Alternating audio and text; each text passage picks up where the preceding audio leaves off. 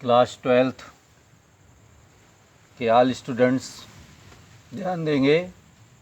यहाँ पर डिटर्मिनेंट, अभी तक आपको इसकी प्रॉपर्टी बताई गई है। अब उसके बेस पर एक्सरसाइज के क्वेश्चन बताए जा रहे हैं। ये एक्सरसाइज नंबर है 5.1 और ये बालाजी प्रकाशन किताब का है क्वेश्चन। इसको ध्यान से देखेंगे। फर्स्ट क्वेश्चन है find the value of the following determinants, और इसमें एक क्वेश्चन दिया गया, उसके 2 पार्ट्स दिए गए हैं। पहला डिटर्मिनेंट दिया गया जिसके पहले कॉलम में 6, 7, 3, 9, 81, 19, 13, 24 ये सेकंड कॉलम का एलिमेंट हुआ, और 21, 14, 26 ये थर्ड कॉलम का एलिमेंट हुआ। यहाँ पर आगे देखेंगे इसका सलूशन, कैसे इसको हल करेंगे। तो अभी आपको प्रॉपर्टीज इसकी पढ़ाई गई इसकी प्रॉपर्टीज आपको पढ़ाई गई हैं और उसी प्रॉपर्टी को यहाँ पर हम अप्लाई करेंगे। तो applying the property by C1 column C1 first column को चेंज्ड C1 माइनस 3C2, किसी भी कॉलम को किसी भी कॉलम से हम माइनस या प्लस करके उसको बदल सकते हैं, चेंज कर सकते हैं, उस पर कोई इफ़ेक्ट नहीं पड़ता है। ठीक है। तो यहाँ पर हम पहले कॉलम को चेंज कर रहे हैं -3C2 से।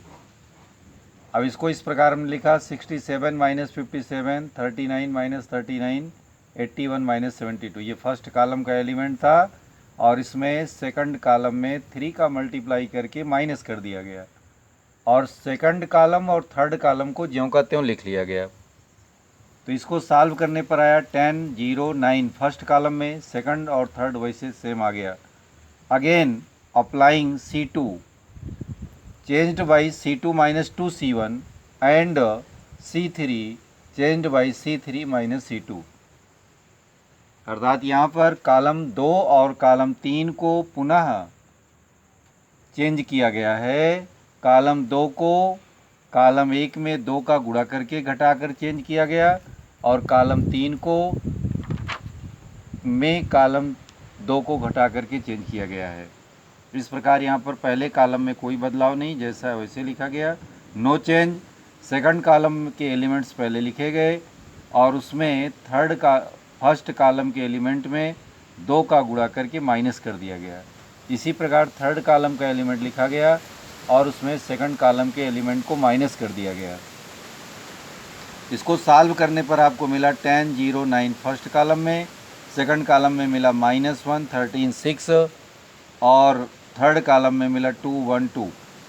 अब इसका एक्सपेंशन जो है, हमने जो एक्सपेंशन किया है इसका फर्स्ट रो के अनुसार किया है।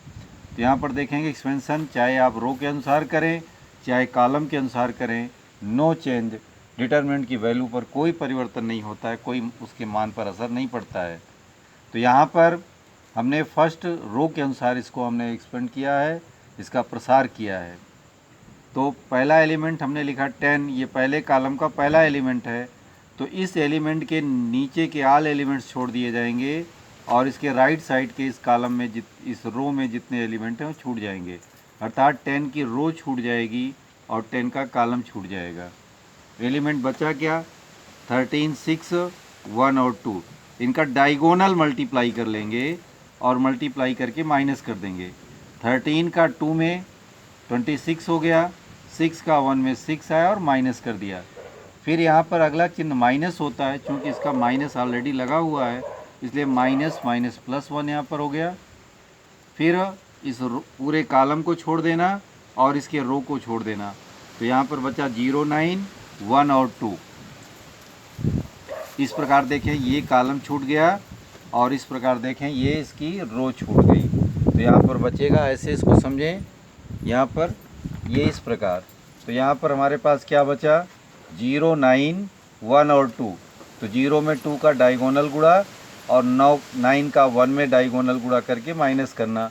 तो ये हो गया 0 का 2 में गुणा तो 2 हो गया और 9 का 1 में गुणा -9 हो गया।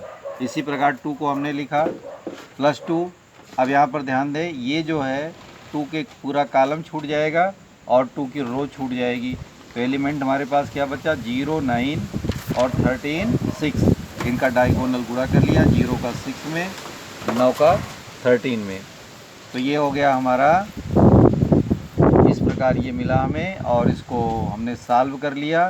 सॉल्व करने पर हमें मिला -43, जो कि हमारा आंसर हुआ। इसी प्रकार आप देखें सेकंड पार्ट इसका 1 0 0 x y x square y x y square. Solution second इसका एक्सपेंडिंग एलॉन्ग फर्स्ट कॉलम। यहाँ पर ध्यान देंगे, डिटरमिनेंट का एक्सपेंड करते समय ध्यान में रखना होगा कि जिस कॉलम में मैक्सिमम जीरो हो या जिस रो में मैक्सिमम जीरो हो, उसके अनुसार अगर इसका एक्सपेंशन किया जाए तो कार्य सरल हो जाता है और आसानी से वैल्यू निकल आती है। तो चूंकि इसमें पहले कॉलम में 2 जीरो हमें दिख रहा है, तो इसके अनुसार इसका एक्सपेंशन हम करेंगे। तो expanding along first column we get 1, तो 1 हमने लिखा। अब 1 जब हमने लिखा तो 1 का कॉलम छूट जाएगा। इस प्रकार देखिए ये 1, और इधर यहाँ पर देखेंगे तो ये पूरा रो छूट गया। तो हमारे पास बचा वाई एक्स स्क्वायर और एक्स वाई स्क्वायर। गुणा कर दिया डायगोनल वाई का वाई स्क्वायर में तो वाई क्यूब हो गया, एक्स स्क्वायर का एक्स में तो -x क्यूब हो गया। फिर जीरो अगला स्टेप हुआ, तो जीरो का गुणा करने से पूरा स्टेप जीरो हो गया, और फिर थर्ड भी जीरो है तो जीरो हो गया। इस प्रकार हमें मिला वाई क्यूब -x क्यूब। अब हम इसके बाद ये हमारा आंसर हो गया। सेकंड क्वेश्चन को सॉल्व कर रहे हैं। Solve the following determinants. इसमें भी पहले कॉलम में 1 0 0, दूसरे कॉलम में x cos x sin x, y sin y cos y। तो जैसे इसको अभी हमने एक्सपेंड किया था ठीक उसी प्रकार इसको भी करेंगे, क्योंकि इसके भी पहले कॉलम में 2 एलिमेंट्स जीरो हैं। तो इसकी भी expanding along first column we get 1। तो 1 जब हमने लिखा तो ये कॉलम छूट गया और ये हमारी रो छूट गई। तो हमारा cos x sin x और sin y cos y बचा। तो cos y का गुणा cos x का गुणा cos y में डायगोनल गुणा, और sin x का sin y में गुणा करके माइनस कर दिया, और शेष दोनों पद जीरो हो गए हमारे। अब यहाँ पर मिला cos x cos y minus sin x sin y। यह ट्रिग्नोमेट्रिकल फार्मूला है जिसमें cos x प्लस y लिखा जा सकता है। इस प्रकार ये हमारा आंसर हो गया। ये तीनों क्वेश्चन अपनी कॉपी पर करना, और इसके बाद बुक से क्वेश्चन करके आगे दिखाना है। ठीक है।